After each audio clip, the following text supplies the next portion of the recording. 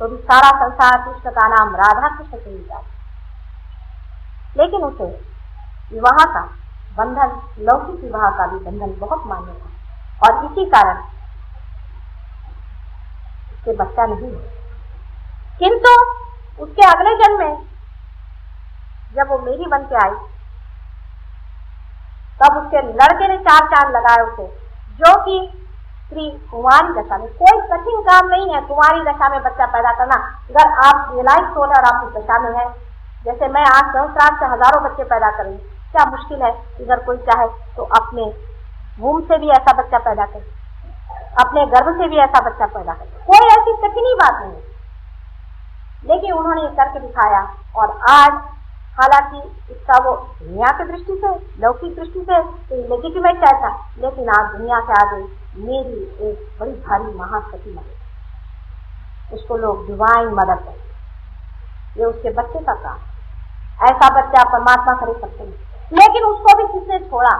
उसकी भी जान खाली 34 साल की उम्र में सबने उसको मार डाला। इसी समाज ने जो आज बड़े अपने को हिंदू मुसलमान और फलाने कहते हैं, उस वक्त वो किसी रूप में और ये जो बड़े समाज के ठेकेदार हैं, इन्हीं लोगों ने उनको मारा।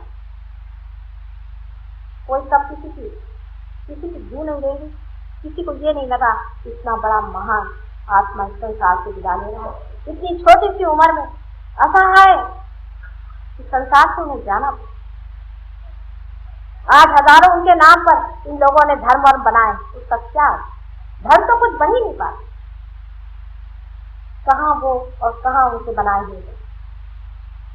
उन्होंने एक ही चीज पर बहुत जोर दिया था कि हमारे अंदर जो विनाशी शक्तियां हैं, जो नेगेटिव फोर्सेस हैं, जिसको कि वो शैतान कहते थे, जिसको कि वो भूत कहते थे, स्पिरिट कहते थे, उनको वो निकालते थे।